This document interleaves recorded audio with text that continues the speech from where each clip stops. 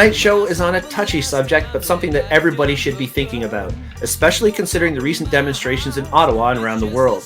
Freedom of expression, what does it mean? With our guest Jim Lowe, a self-proclaimed expert on shooting his mouth off, and has a BA in political science and a postgraduate diploma in research analysis, I'm sure this is going to be a great conversation. It's awesome. I'm super excited. Now, Jim, welcome to the show. As we can see, it says Diamond Jim Lowe, because I know you as the main man at Barrie Wrestling, the voice of Barrie Wrestling. I was going to say, people might take exception to the main man, but I know the voice of Barrie Wrestling, that works. That'll save me from getting killed on Saturday. On Saturday, right? Because we have wrestling on Saturday. I'm stoked. So we're going to get into the wrestling side of things in a little bit, because that is a fun, entertaining side of the world that you and I both kind of are involved in to some extent. You more than me. I just get to show up and go click, which is awesome. But yeah, first we're going to talk about something else, which is potentially a little bit more involved. And when I first started to think about doing this show, my first person I wanted to talk to was you, because I know you to A, have a real opinion on things, B, know what you're talking about and be able to back it up, and C, not give a shit if you actually do say something to back it up. You will actually fight for what you believe in, and there's a lot of people who don't do that, who will shy away from a conversation, myself included. I am not an aggressive, confrontational person, and I think Sean and I both do this. Sean from Barrie Wrestling, John Gibson, we've had him on our show before. We both do this sometimes, that when we see an argument happening on social media, we'll kind of tag Jim in it and just kind of let it go, you know? So it works out really well. But before we talk to you, Jim, I want to say hello to Aurora, because it's been a whole week since I've seen you, and I was used to seeing you every day, and it's just not happening anymore. So Hello, Aurora. Very nice to see you. How's your week been? It's been pretty good. I've had a bit of a busier week. Lots going on at work, preparing to get a new system in place. So that's been like lots of meetings and lots of training with staff and stuff like that. So it was a pretty tiring week. I was very exhausted. However, I had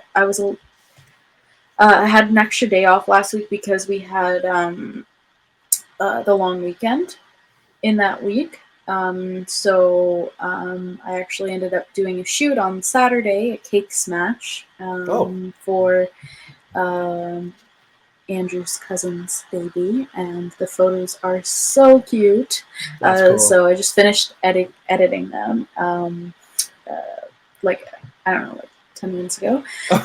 So I'm super excited to deliver those photos. So yeah, awesome. I mean, it's been a tiring, busy week, but also some good stuff in it. So. But that's the soul-saving stuff too, right? This, where you get to do the stuff you love to do for the reasons you want to do them. That's where it gets really fun. Yeah. Cake smash. The only cake smash I was ever really involved in was my nephew when he was 1 year old. On his first birthday, he got into a bad car accident and bit almost through his thumb because he was sucking his thumb. Oh my gosh. So they had to bandage up his hand and the whole thing, and they gave him a big cake, and he went at it, and there was cake everywhere, and it was a lot of fun to see. He was 1 year old. So he didn't really know. Yeah, I mean, their baby also is 1 year old. And yeah, it's just super cute. They just like really dig into it and make a big mess. And see, that's expression in the truest form. Really, a baby with a cake. Yeah. Boom. The pro wrestling awesome. Angle just waiting to happen. So. Yeah. It's funny because it's true. All right, Jim, let's talk about this. There's been so many crazy things that have gone on in the world lately. The first thing that came to mind, and when we booked this show, it was still going on, was the demonstrations and all of the stuff going on in Ottawa. Now, one of the catchphrases that I heard everybody talking about was freedom of expression. I can't express myself. Everybody can express myself but me. Or truckers are traveling across Canada, and they're expressing themselves by cutting off millions of dollars of economic growth or whatever.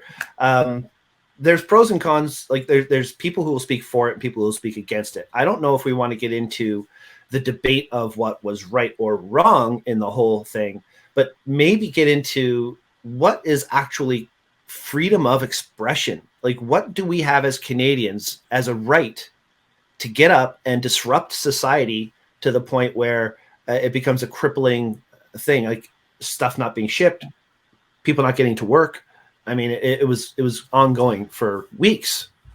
So first of all, kudos to you, Brian, because you actually said freedom of expression, which is the protected right that we have in the Canadian Charter of Rights. A lot of people use the Americanism, which is freedom of speech, which is, of course, their First Amendment rights down there. And, you know, perhaps a bit ironically, some of the protesters in Ottawa spoke about First Amendment rights and free speech, etc. And, you know, it's important when you're talking about both your rights and responsibilities in a country to actually know what they are and the proper terms to use. But yeah, what's interesting with a protest like that is, you know, it covers freedom of expression, but it's also freedom of assembly, which is the courts have really defined as being freedom of speech or freedom of, there we go, using the Americanism, freedom of expression in action. So, you know, freedom of expression is really just saying things or writing them, etc. Whereas a protest like that really moves into freedom of assembly as well, and the ability to show up and collectively use your expression rights to argue a point, to convince the government or the public that it should change directions or change policies. So how do we deal with that kind of stuff? Like, how do we deal as Canadians, not Americans, with the big thing that went on, and then also all the influence from the Americans into this whole conversation? Like, should we even have allowed? Can we stop? Like, what kind of influence does the American voice have in Canadian policy when it comes to this? Yeah, so I mean, you've hit on two pretty big different topics, and maybe we can come back to I have to warn you, I do this a lot. I'll ask a question that has like 4 or 5 different points, and I'm sorry, go ahead. Aurora, you've got to reel him in. Stop him from doing that. Yeah, no, you do it's all your fault. Really, like the first part that you talked about is what are the limits. You know, that's something that really defines us as a country, because right in the very first section 1 of the charter, it talks about reasonable limits on all the rights that we have. And in general, your rights as protected under the charter stop when they infringe on the rights of others. Now, you know, that's a very general statement, and there's a lot of nuance and legalities that come in there. But, you know, you have a right to expression and a right to assembly. But if you decide that you're going to hold your protest on my front lawn, my rights prevent you from doing that. So there's a balance, and striking that balance is difficult because, well, I have a lot of concerns and issues with what happened in Ottawa. I also believe that freedom of expression and freedom of assembly are fundamental rights for Canadians and really for citizens anywhere. And we have to try to protect that. You know, people being able to express their concern with government policies or with things happening around the world. I mean, we saw protests this weekend and rallies and vigils for the people of the Ukraine. It's very important that we are able to do that. So, yes. I've got the colors behind me for the Ukraine tonight. I can see that. That's fantastic. You know, because in Russia, they are not allowed, and now thankfully the Russian opposition are defying this, but they're not allowed to assemble in groups of more than 2 to protest against the invasion of the Ukraine. And when a government so heavily restricts how its citizens can speak out and voice their concerns, you know, it's a slippery slope. That said, you don't have a right to take a city hostage for 3 weeks. You don't have a right to close down streets where people live and, you know, honk your horns throughout the day and night and, you know, essentially decide I'm going to have a street party because I don't want to wear a mask in Costco. Where does that line get drawn? I mean, certainly freedom of expression and freedom of assembly do not allow for criminal activity. You know, you can't, you cannot break the law and then say, wow, I had a good cause. It Right. doesn't work that way. You may be able to justify that to yourself morally, but legally, as you know, a number of the organizers of those protests are now finding out, Thankfully. it doesn't matter. You can have a really great cause, but if you break the law, you're going to face consequences. But those consequences aren't just legal.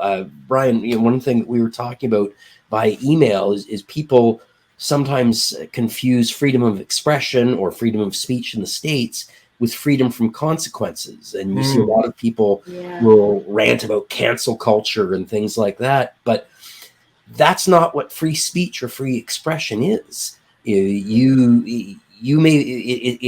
about the government not arresting you for your thoughts, for your words. It's not about other people saying, well, we don't want to hire you or do business with you or play sports with you or whatever, because you've expressed these toxic views or you've done them in a very negative way. Yeah. That's a fine line that we have to make sure we walk as well. I mean, there's a lot of topics that I've wanted to get into that could potentially be a problem with repercussions. What is said and who sees it could get people in trouble. So I do have to be aware. We have to be aware doing a show what not to say as well. And this is what you're saying. I mean, I can say anything, they will air it. YouTube won't turn it off.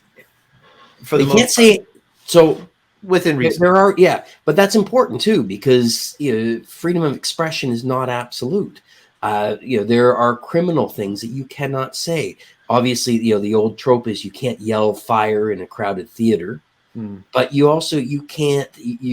Defamatory speech is not protected and never has been. I can't say that Brian Weiss stole $1 million from Aurora Robinson. That's not protected. You can sue me over that. I do not, provided it's false. I mean, if it's true, sorry about your luck, Aurora, but but if it's false, I can't defame you like that. My freedom of expression doesn't allow me to do that. Thankfully, over the last 30 years in Canada, we've brought in hate speech laws as well. So you can't use the right of expression to generate hate against targeted groups. Which leads me to the posters that we're seeing all over Canada with the hockey sticks and the Canadian flag with the fuck Trudeau. Come on, that is offensive, and it makes me feel embarrassed to be a Canadian when I see a Canadian flag with a hockey stick stuck in someone's front lawn or on the back of their truck, like the General Lee driving down with their flag on the car. It makes me feel like all of a sudden they're taking this Canadian thing of pride and turning it into something really negative, and it's just with these two words, and it's what you're saying though. It's defamatory. I mean, how could they even? So that's not, and I hate that you put me in a position where I have to defend those people because this is the conversation that we have to have though. It's not a hate to be in that position. So I appreciate that. That's why you're here. I mean, those flags. I think they are juvenile and divisive and not at all helpful. But that actually is the type of expression that we need to protect. And, I defend the right of some moron to take a fuck Trudeau flag and put it on a hockey stick and walk around Barrie waving it. I think that, anyone who does that lacks class, lacks intelligence, lacks the ability to have the type of mature discussions we need to have on policies like COVID or the Ukraine or whatever. But that's their right, and it's not defamatory because they're just expressing a political opinion. Now, many of these same people will cross the line and they will say things that are defamatory about the Prime Minister, and that's not okay and not protected. And that's a different issue, and that's where we get into another major misunderstanding is people believe that freedom of expression is also freedom to a platform. And, people may say something horrible. It's, there regularly claims that Trudeau, is in the pocket of George Soros, or the World Economic Forum, and all these other conspiracy theories. And you do not have a right, the absolute right, to be able to say that on Twitter or Facebook or on the Expressions podcast. Those are all platforms that they are giving you access to their technology and to their reach, but that's not a free expression or a free speech issue. If they decide that you've violated their terms of service, or they don't want your opinion to be shared, that's their right as the owner of that technology, or as the owner of that podcast. I mean, if I come on here and tell you, Brian, you're the dumbest motherfucker I've ever met, you don't have to keep me on your show. You don't have a right. Oh, I hurt his feelings. I will cry. I don't mean it, Brian. I love you. But you're under no obligation to keep this podcast going. You can dump me right now. You haven't infringed on my freedom of expression. You have made a decision not to include that type of content on your podcast, and that's your right. So yeah, I mean, those flags, they're idiotic, and they do not lead to any positive debate or discussion or political advancement. But I do think that people have a right to fly them, to buy them, and you have a right to make yourself look like a vile idiot. Yeah, I think that point that you made about the fact that they're allowed to say these kind of things, they're allowed to put it on a flag or a sign or whatever it may be, but it's not a means to having like a very mature and calm and collected discussion about the issue that they're having with this, right? Like, I feel like that's a really important it really is, Aurora. Right? Yeah. Like, it may not be defamatory. They may not be lying and saying that Trudeau, like, I don't know, like using the example of stole $1 million from Brian. They're not lying. They're not lying.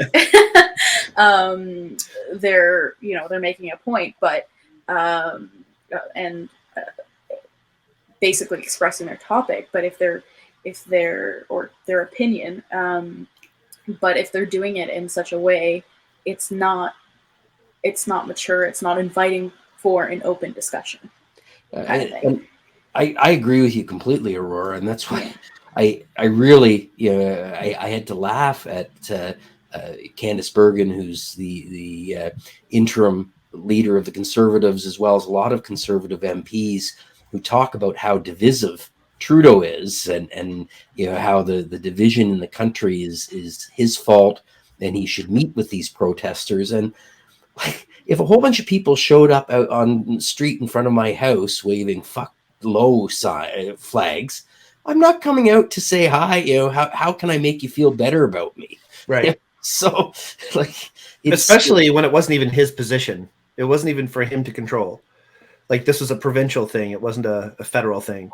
And everybody's going to Trudeau. And there's a lot of layers there. I mean, definitely the primary restrictions that have worn us all down and frustrate a lot of people and have impacted a lot of businesses. Those have primarily been driven by the provinces, but the feds do play a role. And things like the vaccine passports, the federal government did provide a lot of money to the provinces to be able to implement that.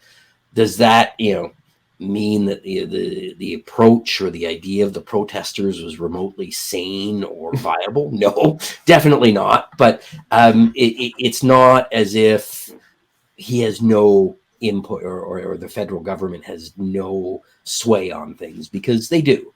And ultimately, you had a whole bunch of people who I think really just wanted to express rage, but also party a bit. Like we've been locked down for 2 years. In about a week, it was just about 2 weeks from now. It'll be 2 years since the last time you and your wife and the rest of the Amazing Barry Wrestling crew were together before COVID, and then the whole world basically shut down.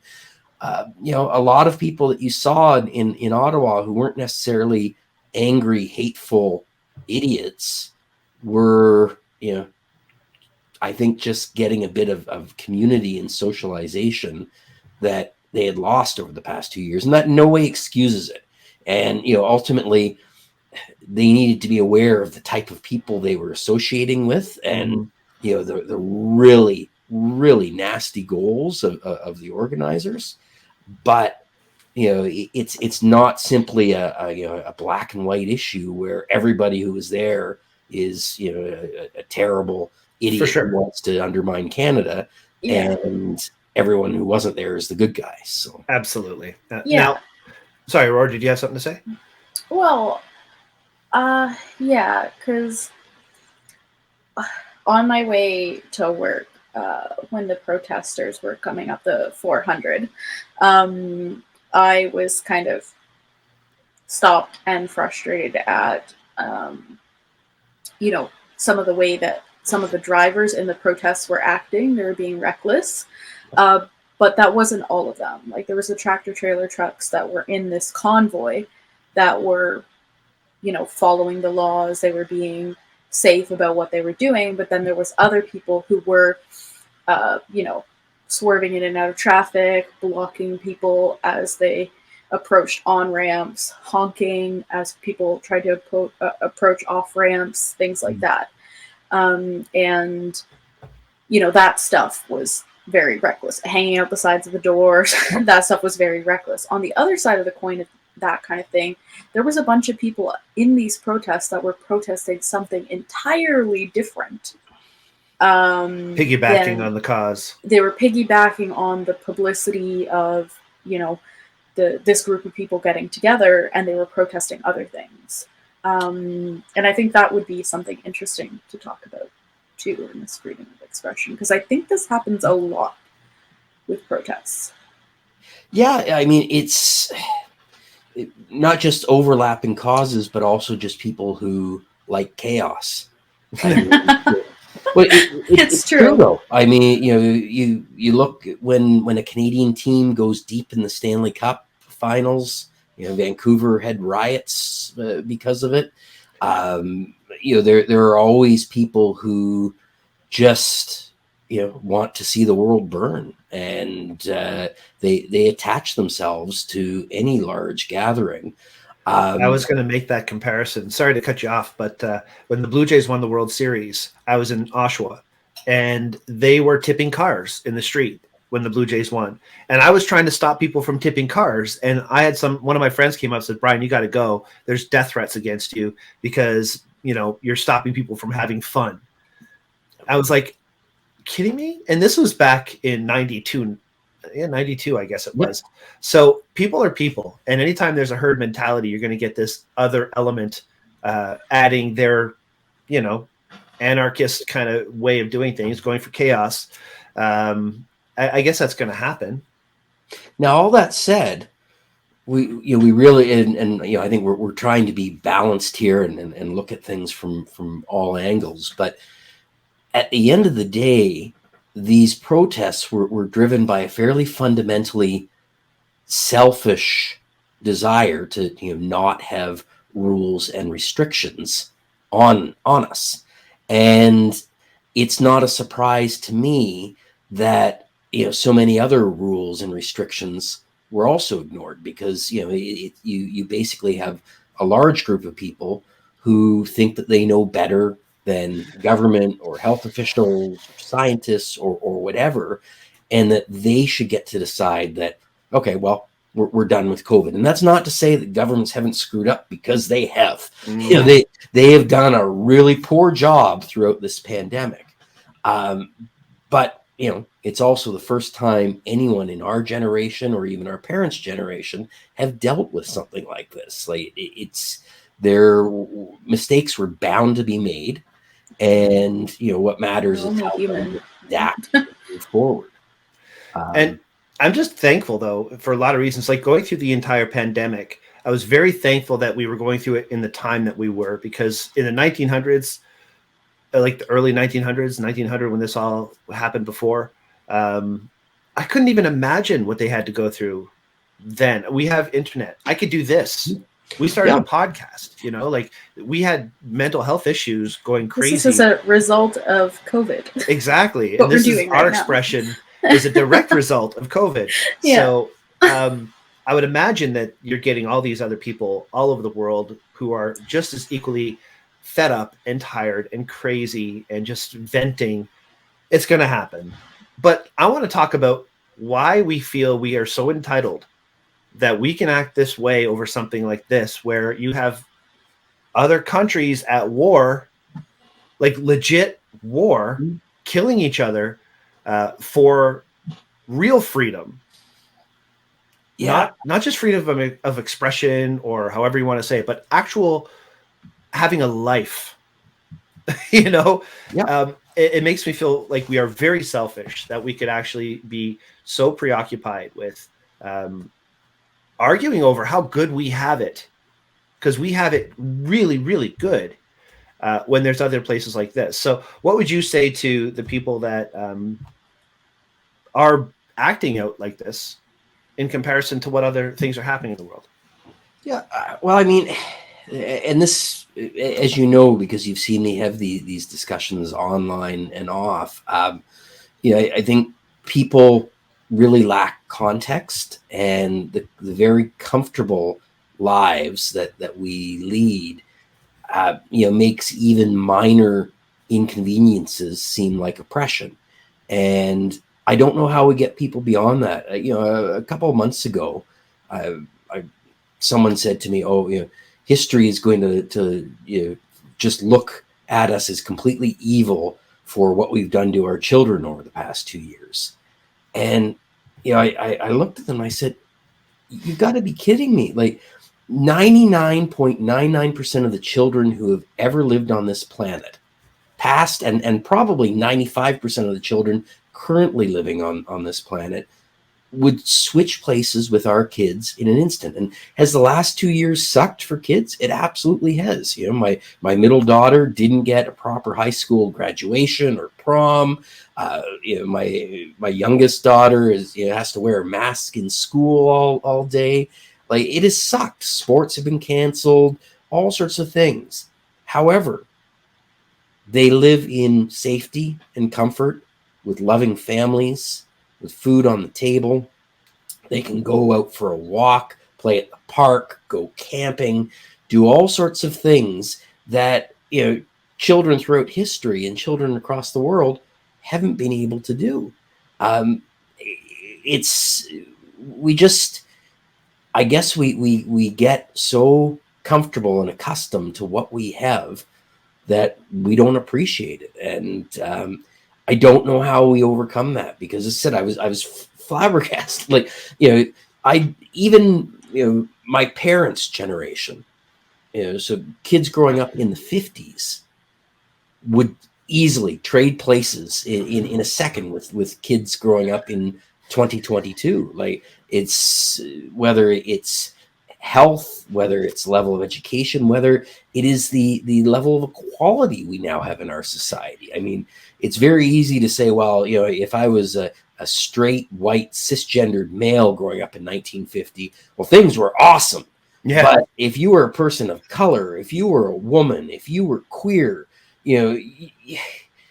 those weren't good times. And, it wasn't good to grow up then. But, I think people, unfortunately, just can't see out of the prism of the incredible privilege that we have in Canada. And it's fairly notable that, and there are definitely exceptions, but the bulk of these protesters have been people who look like you and I, Brian, people around our age, generally dudes, and people who really don't know what oppression is, because they haven't had to deal with it day in and day out their entire lives.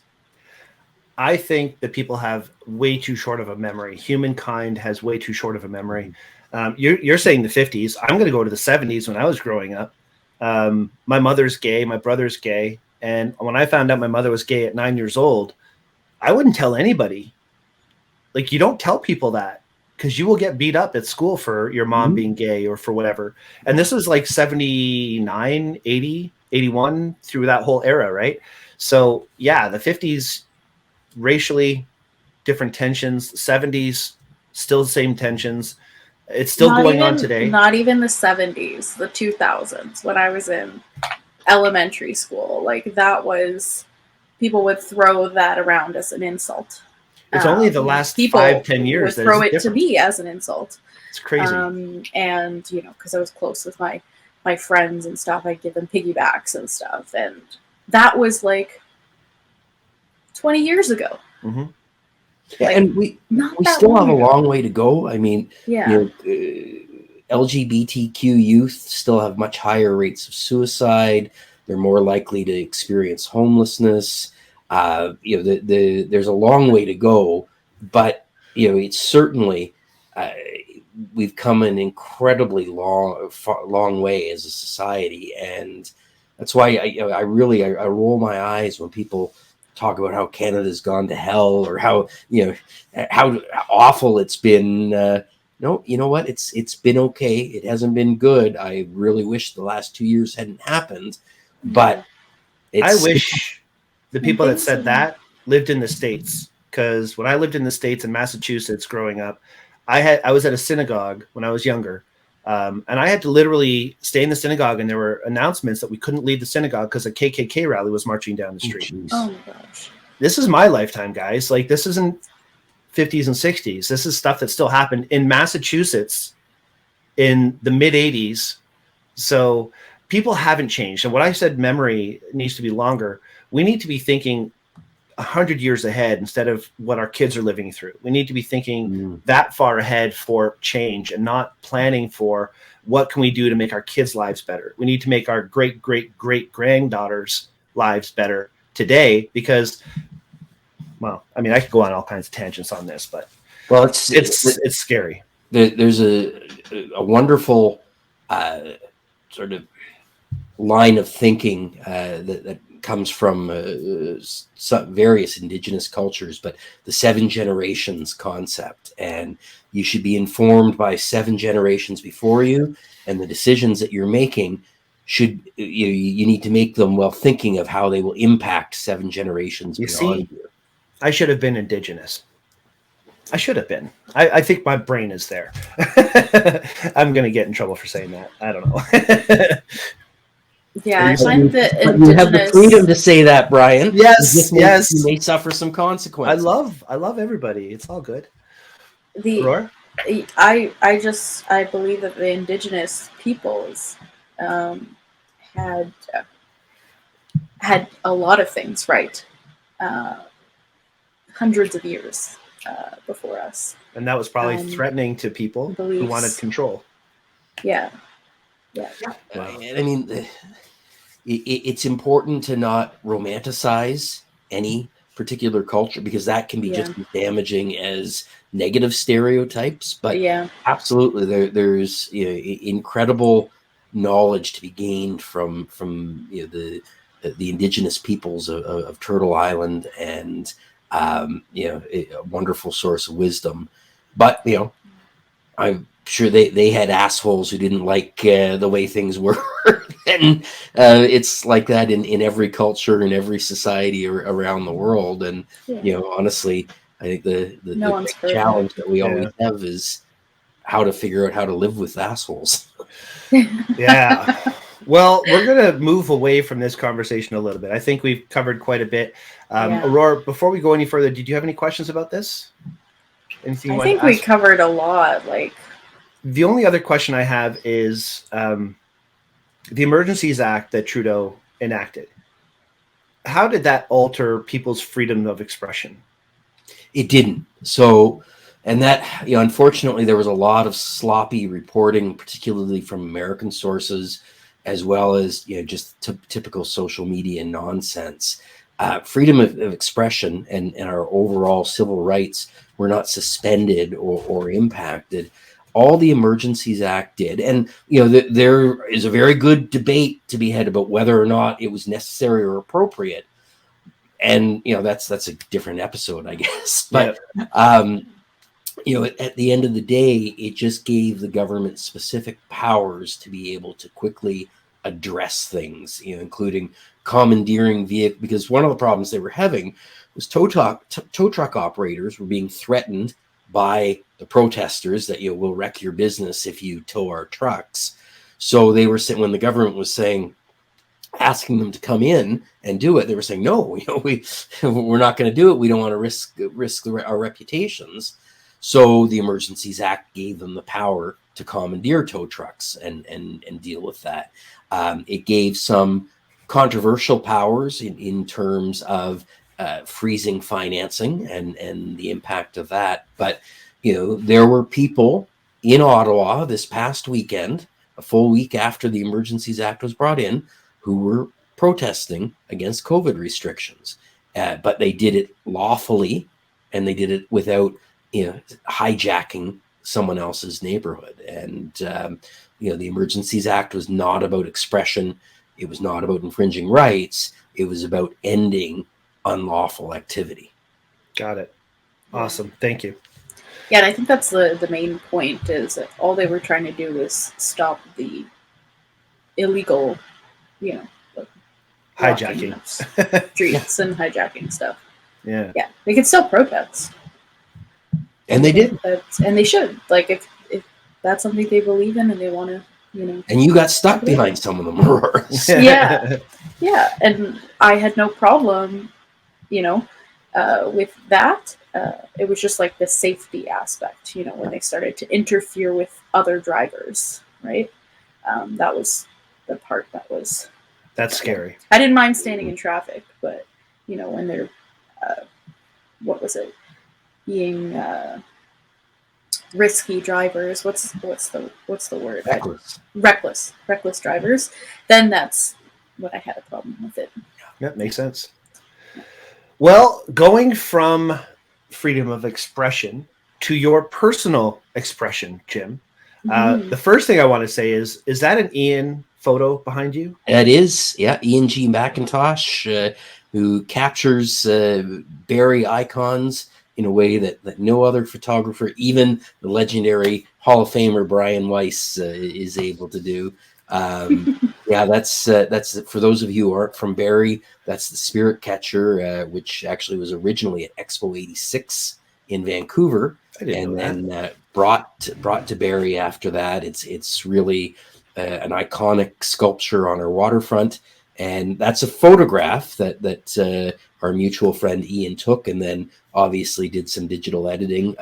That one's called Blood Moon, and you can see the moon actually right in the top of the Spirit Catcher's horns. Yeah. Great shot. I was actually hanging out with Ian on Saturday. I saw the results. They're impressive. Yes, did the steel wool spinning.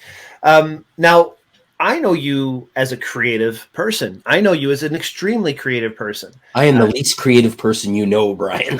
No, I disagree. Okay, so you and I can get into the wrestling ring, and we can start to do a promo. And we'll both start saying something, and my mouth will kind of go, and you will go, and now from, and everybody will listen to you, and the crowd will go crazy. And that right there is such a creative tool. Your ability to read the crowd, your ability to connect with the crowd. I mean, the fans love Diamond Jim. You come in, you run around the ring, and the fans are going nuts for you. How did that start for you? How did you find that voice, I guess you could say, to be an announcer, ring announcer of all things? I honestly don't know. I think that's always been an element of my personality, because somewhat strangely, although a lot of performers would say the same thing, is I'm actually quite shy, and I can be really, if I go to a party with 30 people who I may only know casually or not at all, standing off in the corner. I'm not one who's striking up conversations because I'm actually shy. People always think I'm kidding when I say that because I can stand in front of thousands of people and talk and engage. But that's kind of a switch that I flip. But I was always outgoing in that way, like right from the time I was young, and I certainly the larger than life Diamond Jim persona that I now has been sort of my alter ego for almost 8 years. That's not really something I would have expected.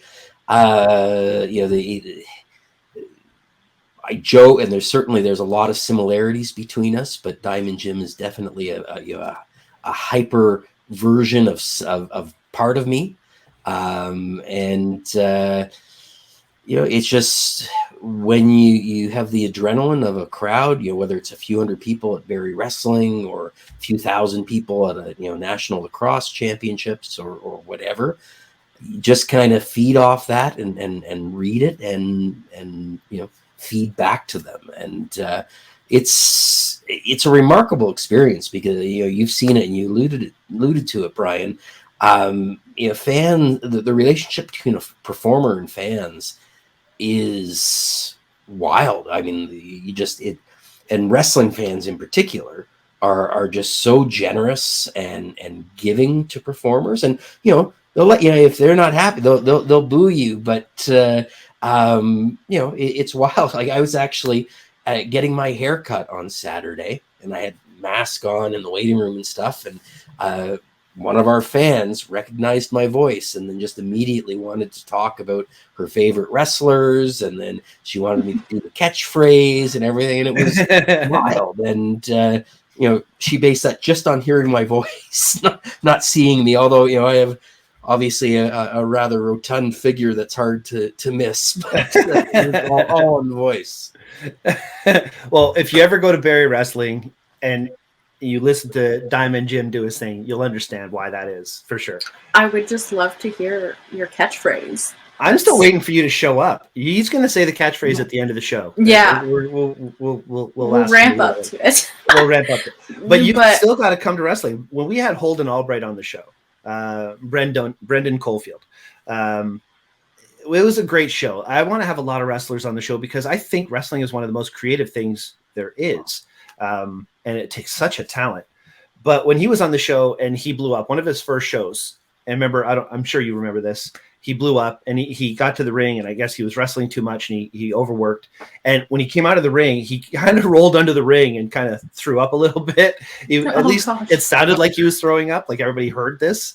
There was nothing there, thankfully, but he was blown up. Blown up means you're gassed. You got nothing left. And he couldn't do anything. So fans just ripped him, just get on him like crazy. And then 2 shows later, he's their favorite person ever. And they're loving him. And it's like the crowd is just amazing. And it dictates the story of the show. The actual crowd's expression dictates the story of the show. Absolutely. I mean, you without getting too far down the Barrie Wrestling rabbit hole, all you have to do is look at our mutual friend Gabriel Fuerza, and the crowd. Because for those of you who don't watch wrestling, you basically have baby faces who are the good guys and heels who are the bad guys. And Fuerza is really the most devious bad guy around. I mean, he's just a complete dick. Loves manipulating and just generally being a bad guy, and the crowd absolutely adore him. And I adore him. Yeah, it's amazing because he has his role has changed because of now he hasn't changed his personality, and he's so good at being bad. It's wonderful. But there he is, El Diablo, the man they call El Diablo. That's right. It's amazing, and he is now champion again. And when he won the championship back in December, the place erupted. It was wild, and it's a story I tell far too often is Fuerza, who we just saw, and Von Vertigo, who you want to talk about on our show. Yeah, he's been on you our want show. to talk about creative people. I don't think I know a person more creative than Von Vertigo. I mean, Absolutely. he's a genius. But the very first match I announced at Barrie Wrestling was Von Vertigo versus Gabriel Fuerza. And over the years, it is the matchup that I have announced the most. I think I have announced that matchup in various combinations, tag teams, multi-man matchups, and etc., more than a dozen times. So it's kind of neat to see how both of them have evolved as performers over 7.5 years, and they're just remarkably talented young men, and it's been great to watch them take that path. And Vertigo is over in Europe performing now, right now, like literally tonight. Yeah. I agree with you. Since day one, we've both connected with those two. Vertigo was a guest on our show. I definitely want to get Fuerza on the show as well for his own reasons. You don't think so? He'll flip you the birds. Too bad.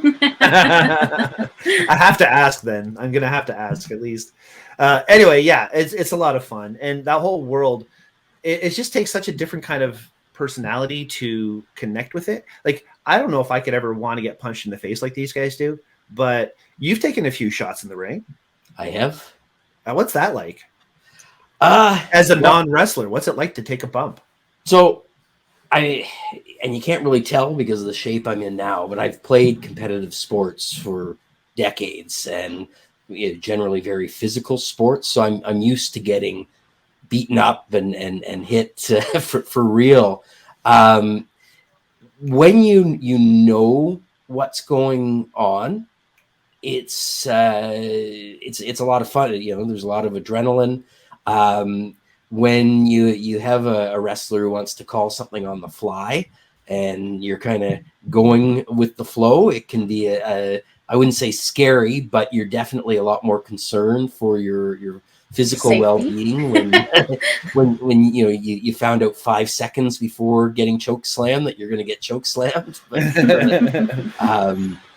But yeah, I mean, it's a huge rush of adrenaline, and I've been very lucky. The handful of times that I've been physically involved, it's been with wonderful professionals, guys like Randy Bino, Clay Wilson. They made sure that this old man was well protected while still making things look good for the fans. So it's fun, but no one should try to do anything without training. Oh, there we go. That's where I got a stone cold stunner from Randy Bino playing the character of Black Stone Cold.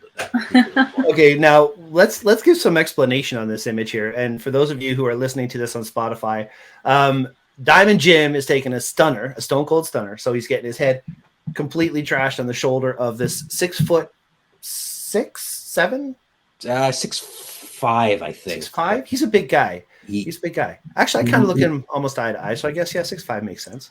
Yeah, he's about half foot taller than I am. He's a big guy, and he's very intimidating. And this is the same guy that ripped a camera out of my hands and smashed it on the ground during a spot.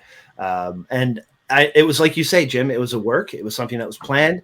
And even as he was grabbing that camera from my hands, knowing that he was doing it, I was scared. Like, I did not. I just thought, is he going to lose it? Because he's wearing a mask, and he didn't. He was awesome. So yeah, having professional people like that is. So for anybody like me who doesn't know anything about wrestling except for what I've done on the podcast, what is he doing to you exactly? Because this is obviously frozen. Are you flipping like forward or? Yeah. backward? So I mean, it's a really nasty jawbreaker. And Brian might show the after effect as I go flying back, but my head is basically pulled down into his shoulder as he's going down, and then of course jab your jaw. There you go. And so as he falls down to the ground, that's right. Oh. And then I go flying back and that's Sean Gibson there taking it, I believe. That is, yeah. You can tell because Sean Gibson wears flip flops in the wrestling ring. Hey, so does Puff. So Yeah, but Puff's a star. Sean Gibson is just Sean Gibson. And Sean has also been on the show. We have all the great people from Barrie Wrestling that have made their appearance. I love it. So sorry, I just you want to talk about that fear. So the very first time I was physically involved with a wrestler was actually only my second show. So it was January 2015. And it was with a fellow named Rob Rage Thompson, who is I mean, his muscles, his biceps are bigger than my head. This is a really massive human being. And he was filming some promo that was going to be sent to other wrestling shows. And he was beating up some guy from the back. And then he was beating me up. And he said, well, all I'm going to do is push you into the corner. And I thought, okay, I can do that. So he pushed me into the corner and then put his hand on my throat. And all of a sudden, wound up to give me a slap. Well, it was only my second show. And I wear glass. So, I wear glasses normally. I never wear them in the ring. And if you watch, you'll never see me in the ring with glasses, because all of a sudden, I saw this huge hand from a guy with arms this big flying at my head. And I thought, he's going to break my glasses. My glasses are going to be smashed. Now, the thing is, it was light as a feather, came in light as a feather. It looked great for the audience.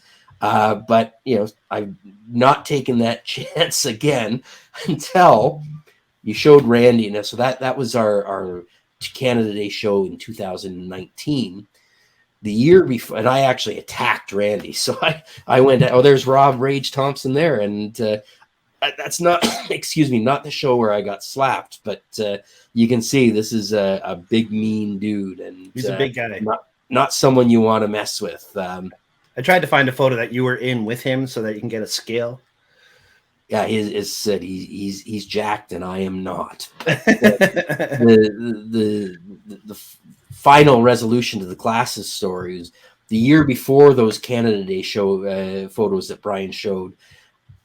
I got attacked by Randy, and he gave me a stunner, and I was wearing my glasses. They were sunglasses.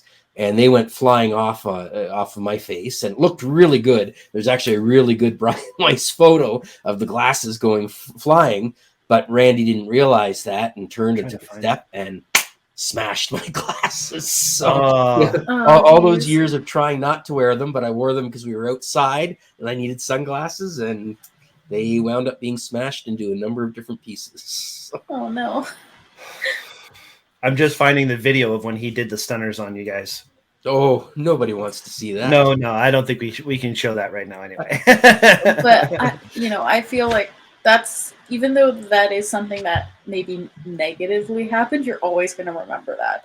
Oh yeah, that's like a very memorable moment. I mean, totally.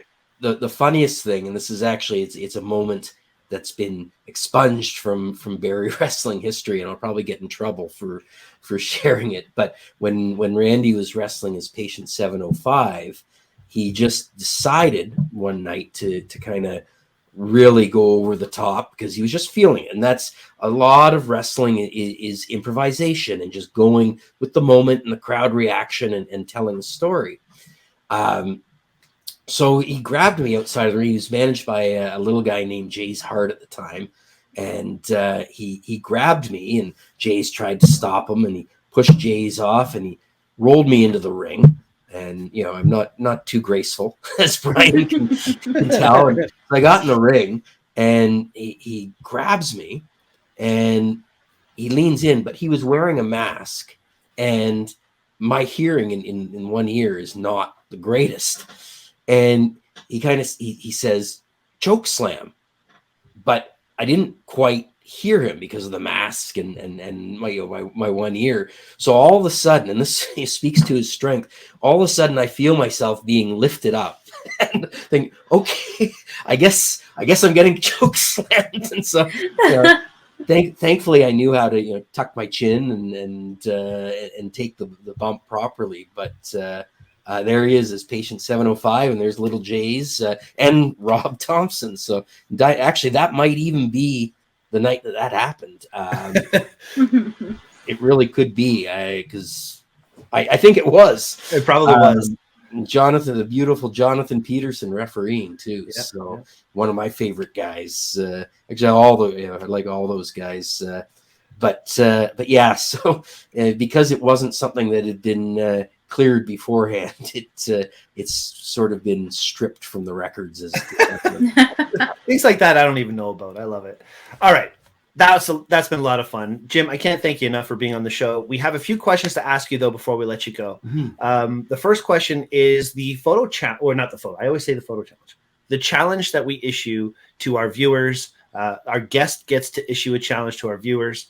And I think what you've said in your challenge is something that's really important. So if you remember what that was, I'll let you take over and say what your challenge is. Yeah. So my challenge to the viewers of the Great Expressions podcast is to understand the meaning of words before you use them. Don't just repeat things because other people on Facebook or Twitter happen to be saying it. And it could be words like tyrant or dictator or communism or gaslighting or so many other words that you just you see, well, people are using that to describe Trudeau or to describe the Ukraine or to describe someone who said something mean to a singer that I like. And the further away we get from the meaning of words, the less powerful those words become, and the more difficult it becomes for us to talk to each other. And like dictator is a perfect example. Someone said to me today, well, Trudeau is a dictator. Well, no, he's not. He may be making mistakes. He may be even abusing his power.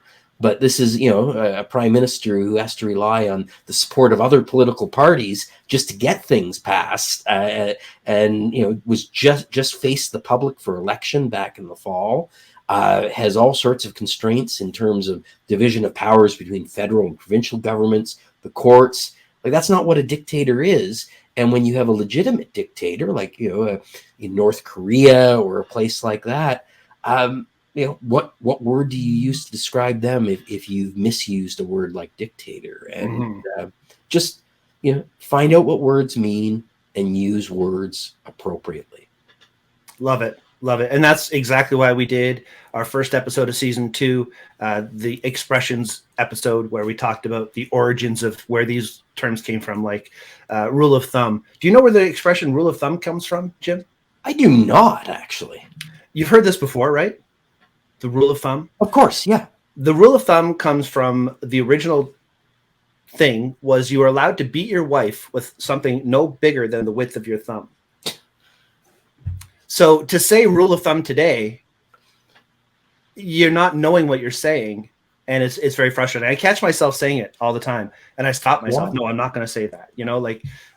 So yeah, I agree with you. Look into words that you use and pay attention to what they mean. Aurora. Since I found that out, I've only used it once, and I got so mad at myself. We used it on our show since then. Anthony was on our show, and he used it. Nobody corrected him. We just let it go. But, you live and learn about it happens, right? Yeah. And this is exactly going back to what Jim was saying, where like find out the meaning of what you're saying before you say it. Exactly. And there were so many good expressions in that video where we found out it was a really cruel and terrible origin, and we shouldn't be saying these things.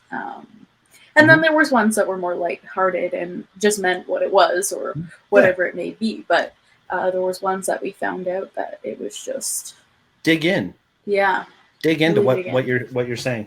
And listen when people express concern about a word that you're using, especially if it's a person from a marginalized community.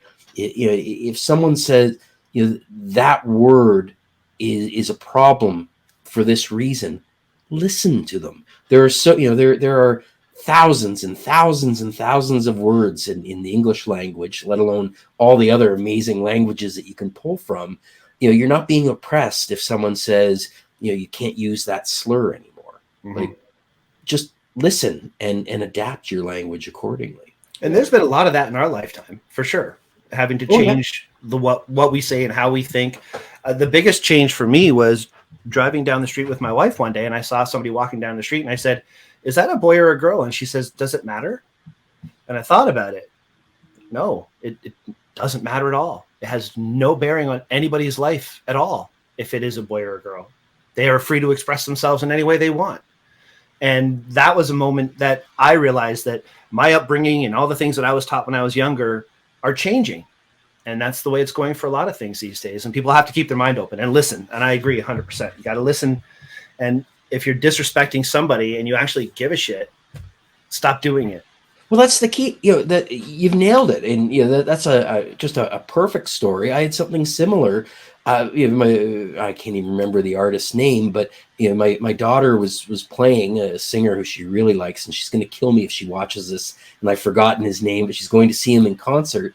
But we were listening to him, and I said, "Geez, his lyrics are really like Taylor Swift or some other woman's. Like, why is he writing like a girl?" And that was really dated and stupid of me to think, because he's just writing songs the way that he wants to write songs, and that's what he should do. Freedom of expression. Yeah, exactly. So like we can it all ties in. We all have our biases. It's how we respond. So when my daughter pointed that out to me, I thought, she's 100% right, and like I'm wrong to think that way. And it's amazing when you can be so self-aware and be okay with change enough to hear that and be like, okay, yeah, I get that. That changes my thinking. I appreciate that. Okay, second question that we're going to ask you.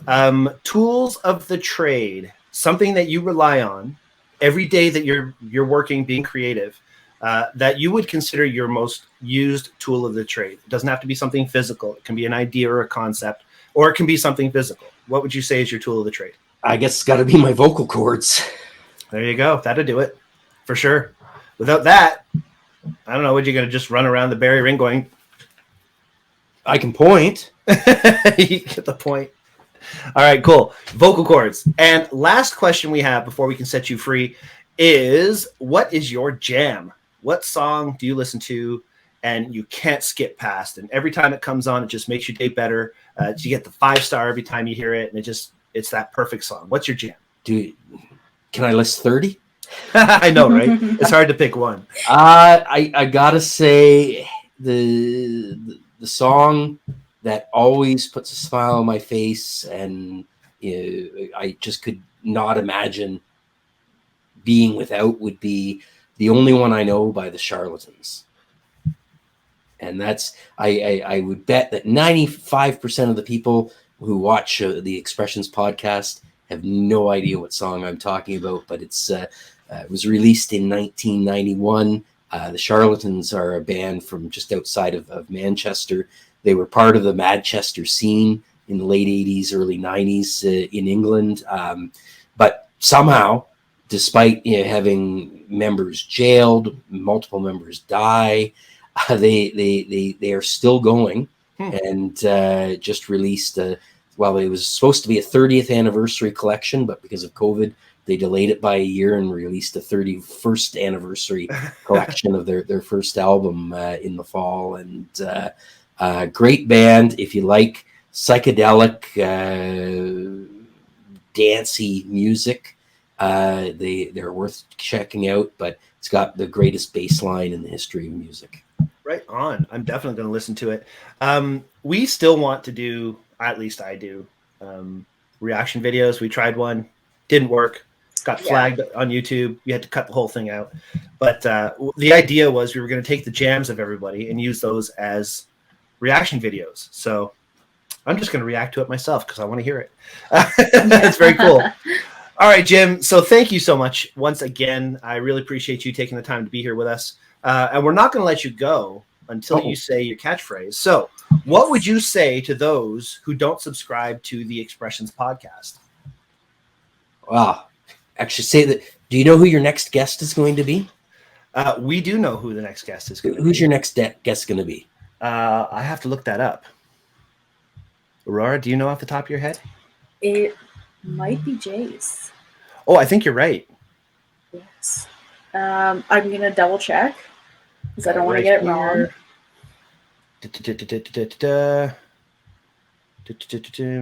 Jim. Yes, you're absolutely right. It's Jace.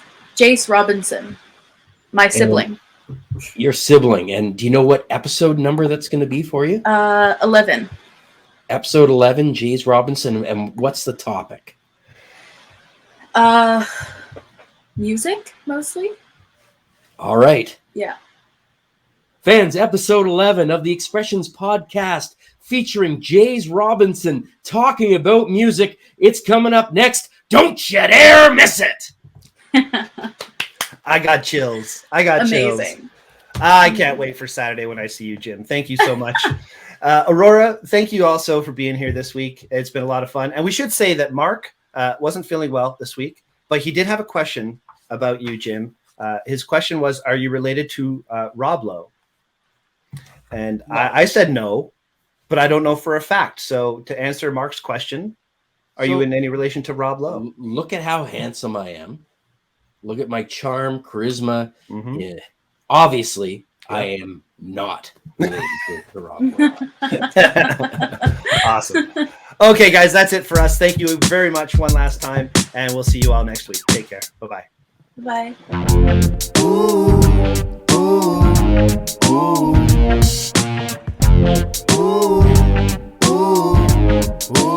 Fans, episode 11 of the Expressions Well, we better do that again.